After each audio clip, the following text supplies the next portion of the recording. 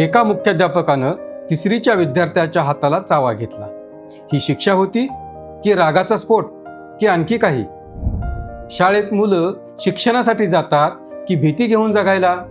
छडी लागे छम छम विद्या येई घम घम म्हणणारा काळ आता संपला. काही ठिकाणी शिक्षेच्या नावाखाली अमानवीय प्रकार सुरू आहेत. शिक्षक एवढं का चिडतात? ही शिस्त म्हणायची की मानसिक विकृती? शिक्षा की विकृती? शिक्षक एवढं का चिडतात? विद्यार्थ्यांना शिस्त की अमानुषपणा? नमस्कार, मुद्दा जनतेचा मध्ये आपलं स्वागत. अहिल्यानगरमध्ये एका शाळेतील मुख्याध्यापकानं तिसरीच्या विद्यार्थ्याला शिक्षा देण्याच्या नावाखाली भलताच अघोरी प्रकार केलाय. मुलांची भांडणं सुरू होती. त्याबद्दल शिक्षिकेनं तक्रार केली. तेव्हा मुख्याध्यापक तिथं आले. त्यांनी त्या मुलाला म्हटलं, थांब, भांडण कसं करतात ते तुला दाखवितो. असं म्हणून त्यांनी त्याची मान पकडली आणि काही काळ उचलून धरलं. त्याच्या हाताचा चावाही घेतला.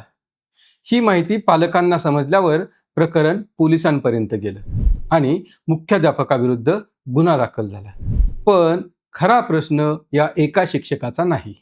प्रश्न असा आहे की अशा घटना वारंवार का घडतात? विविध राज्यांतील शाळांमधील शिक्षेच्या बातम्या येतात तेव्हा प्रश्न पडतो की ही शिक्षा आहे की अमानुषपणा? एकेकाळी शिक्षकांनी शिक्षा देणं चुकीचं मानलं जात नव्हतं. छडी लागे छम छम ही म्हण अनेकांनी ऐकली आहे. त्या काळात शिस्त आणि शिक्षण यांचा संबंध जोडला जात होता. पण आज परिस्थिती बदलली आहे. आज मुलांच्या हक्कांबद्दल जागरूकता वाढली आहे. बालकांसंबंधीचे विविध कायदे, शिक्षणाचा अधिकार आणि इतर नियम यामुळं आता हा गुन्हा ठरतो. छडी मारणं, कान ओढणं, जास्त काळ उठाबशा काढायला लावणं, कोंबडा बनवणं, तासन तास उन्हात उभा करणं, तोंडाला काळं फासणं यापैकी कोणत्याही गोष्टीला आज शिक्षा म्हणता येणार नाही. ही अमानवीय वागणूक आहे.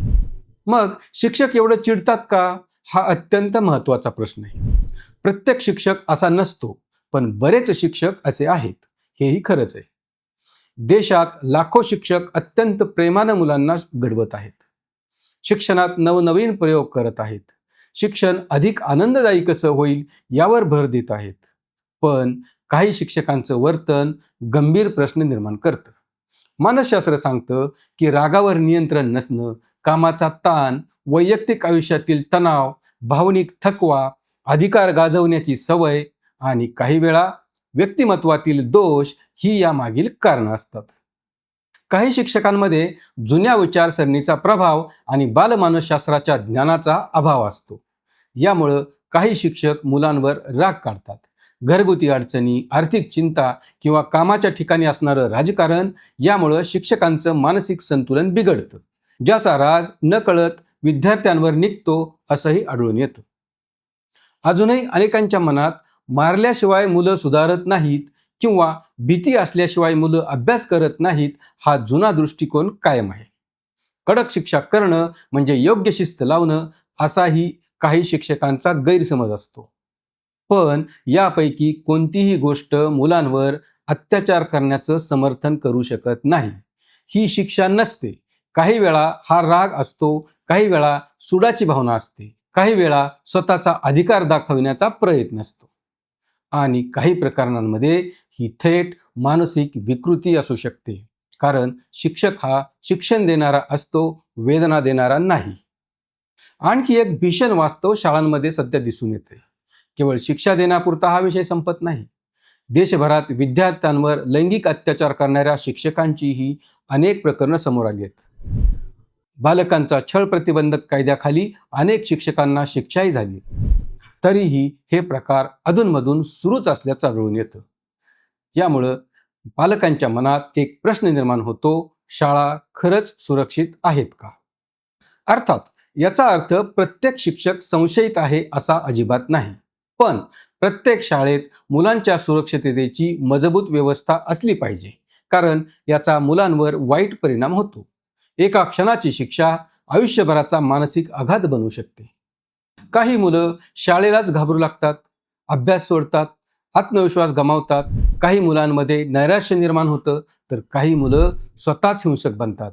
वर्गात शिक्षकांचे लक्ष आपल्याकडे गेलं तर आपल्याला मार बसेल याच विचारात मुलं राहिल्यामुळं त्यांचं शिक्षणात लक्ष लागत नाही. शिक्षेपासून वाचण्यासाठी मुलं पालकांपासून आणि शिक्षकांपासून गोष्टी लपवू लागतात आणि सतत खोटं बोलू लागतात. मारहाण करून गोष्टी ऐकवल्या जाऊ शकतात. हा चुकीचा संदेश मुलांच्या मनावर बिंबवला जातो. त्यामुळं ही गोष्ट मुलं घरी किंवा मित्रांसोबत वाद घालताना हिंसेचा वापर करू लागतात, असं विविध अभ्यासातून पुढं आलंय. मग यावर उपाय काय? फक्त शिक्षकांवर गुन्हे दाखल करून प्रश्न सुटणार नाही. जसं मुलांना शिक्षा करून चालणार नाही, तसंच मारकुट्या शिक्षकांनाही केवळ शिक्षा देऊन हा प्रश्न सुटणार नाही. त्यासाठी व्यापक बदल आवश्यक आहेत. शिक्षकांना नियमित मानसशास्त्रीय प्रशिक्षण, राग नियंत्रण आणि बालमानसशास्त्राचं प्रशिक्षण, विशेषतः असे मारहाण करणारे शिक्षक शोधून त्यांच्यासाठी एकत्रित खास प्रशिक्षण वर्ग घेणं, प्रत्येक शाळेत बालसंरक्षण समिती स्थापन करणं, CCTV आणि पारदर्शक व्यवस्था निर्माण करणं, विद्यार्थ्यांसाठी तक्रार नोंदविण्याची स्वतंत्र यंत्रणा उभारणं, पालक शिक्षक संवाद वाढविणं, गंभीर प्रकरणात तातडीनं कारवाई करणं, असे उपाय करता येतील. यात पालकांची जबाबदारी मोठी आहे. जर मुलगा किंवा मुलगी अचानक शाळेत जायला नकार देत असेल, घाबरत असेल, रडत असेल किंवा एखाद्या शिक्षकाचं नाव ऐकून अस्वस्थ होत असेल, तर त्याकडं दुर्लक्ष करू नका. त्यांच्याशी शांतपणे बोला. त्यांच्यावर विश्वास ठेवा.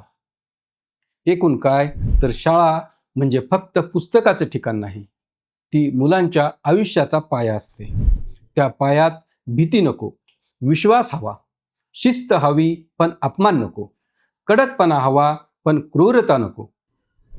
आणि शिक्षक हा विद्यार्थ्यांच्या आयुष्यातील आदर्श असतो, भीतीचं कारण नाही. या गोष्टी लक्षात ठेवल्या पाहिजेत. तर आपल्या शाळा खऱ्या अर्थानं आदर्श ठरतील आणि त्यातून चांगली भावी पिढी तयार होईल. हा व्हिडिओ आपल्याला कसा वाटला, यावर आपलं मत काय आहे, आम्हाला कॉमेंट करून जरूर कळवा. अशाच महत्त्वपूर्ण माहितीसाठी, आपल्याला भेडसावत असलेल्या मुद्द्यांवरील चर्चा ऐकण्यासाठी पाहत रहा मुद्दा जनतेचा, फक्त आय लव्ह नगरवर.